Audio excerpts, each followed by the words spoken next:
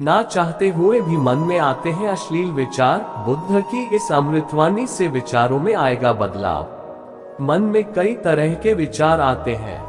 कभी कभी तो ना चाहते हुए भी मन में अश्लील विचार आ जाते हैं। लेकिन महात्मा गौतम बुद्ध की इस कहानी से आपके विचारों में बदलाव आएगा। मनुष्य का मन बहुत ही चंचल होता है और इसलिए मन में कई तरह के विचार उत्पन्न होते हैं। क्षण भर में ही व्यक्ति का मन कई चीजों को सोचने लगता है। इसलिए तो कहा जाता है कि मन को काबू करना आसान नहीं। लेकिन गौतम बुद्ध मन को नियंत्रित करने के आयामों के बारे में भी बता चुके हैं। मन में विचारों का आना गलत नहीं है कि, लेकिन मुश्किल तब हो जाती है या विचार ऐसी परिस्थिति में गलत होते हैं जब मन में अश्लील विचार आते हैं। कभी कभी तो ना चाहने के बावजूद भी मन में अश्लील विचार आते हैं। अगर आपके मन में भी ऐसे विचार आते हैं तो गौतम बुद्ध की इस कहानी से आपके विचारों में जरूर बदलाव आएगा।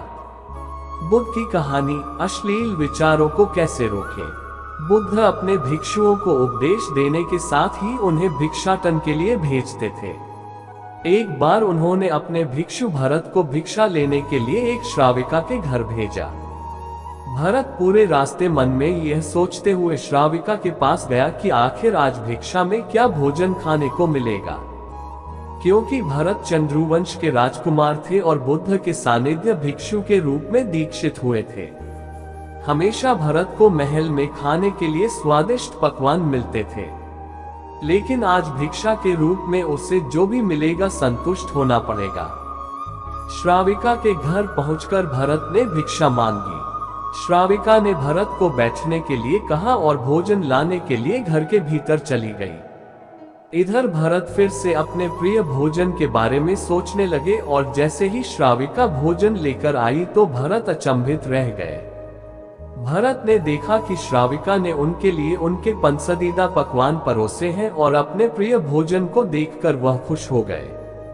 भोजन ग्रहण करते हुए भी भरत सोच रहे थे कि महल में तो उन्हें भोजन के बाद विश्राम करने की आदत है, लेकिन आज उन्हें भोजन के बाद वापस तेज धूप में चलकर आश्रम जाना होगा। लेकिन भोजन के बाद श्राविका ने भरत को कुछ समय के लिए विश्राम करने का आग्रह किया। भरत फिर से खुश हुए कि आखिर आज उनके मन की सारी इच्छाएं कैसी पूरी हो रही है। इसके बाद भरत कुछ देर विश्राम करने लगे, लेकिन विश्राम करते हुए भी लेटे लेटे वह सोचने लगे कि आज तो मुझे भोजन के बाद विश्राम करने को मिल गया, लेकिन ऐसा रोज रोज नहीं होगा। जब भरत विश्राम के बाद उठे तो श्राविका ने कहा कि आप जब तक चाहे यहाँ ठहर सकते हैं। भरत अब समझ गए कि ये कोई संयोग नहीं हो सकता। उन्होंने श्राविका से कहा कि मुझे क्षमा कीजिए, क्या आप मेरा मन पढ़ सकती हैं? श्राविका ने हाँ में उत्तर दिया और कहा कि हाँ, मैं मन पढ़ सकती हूँ। शुरू में यह कठिन था, लेकिन फिर मैंने स्वयं के मन विचारों को देखना शुरू किया। पहले मेरे विचारों की संख्या अनगिनत हुआ करती थी। इसके बाद मैंने विचारों पर ध्यान केंद्रित किया, बिना पक्ष विपक्ष के अपने विचारों को देखने लगी। इस तरह से धीरे धीरे मेरे मन में विचारों की संख्या कम होती गई और सारे व्यर्थ विचार दूर हो गए। इसके बाद से ही मैं दूसरों के मन में चल रहे विचार को पढ़ लेती हूँ। हालांकि श्राविका की बात सुनकर भरत घबरा गए। इसके बाद भरत ने श्राविका से आज्ञा ली और आश्रम के लिए निकल पड़े। रास्ते में भी भरत फिर से मन में आए विचारों का स्मरण करने लगे कि श्राविका के बारे में उसके मन में अश्लील विचार भी आए थे। श्राविका ने उसे भी जान लिया होगा, वह मेरे बारे में क्या सोचती होगी। भरत खुद को लज्जित महसूस कर रहे थे। भरत ने आश्रम पहुंचकर गौतम बुद्ध से कहा कि अब मैं कभी भिक्षाटन के लिए नहीं जाऊंगा। बुद्ध ने भरत को पास बुलाया और कहा कि क्या हुआ है, तुम मुझे सारी व्यथा बताओ। भरत ने सारी बातें बुद्ध को बताई। इसके बाद बुद्ध ने कहा कि अगले 1 हफ्ते तक तुम भिक्षाटन के लिए उसी श्राविका के घर पर जाओगे। लेकिन तुम्हें इस बात का ध्यान रखना होगा कि कल भिक्षाटन के लिए जाते हुए तुम अपने चित्त को पूरे होश में रखना।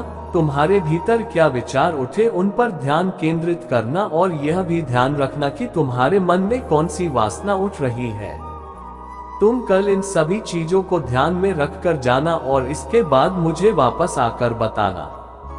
अगले दिन भरत भिक्षाटन के लिए गए। बुद्ध के बताए अनुसार वह पूरे रास्ते अपने होश को जागृत रखते हुए चल रहे थे। जब श्राविका का घर आया तो भरत ने भिक्षा मांगी। उसके भीतर कोई वासना नहीं थी और न ही कोई विचार उत्पन्न हो रहे थे, क्योंकि उसने अपने मन को पूरी तरह जागृत रखा था। भरत ने भिक्षा ली और आश्रम चला गया। भरत ने बुद्ध को प्रणाम किया और कहा कि आज उसे जिस आनंद की अनुभूति हुई वह पहले कभी नहीं हुई।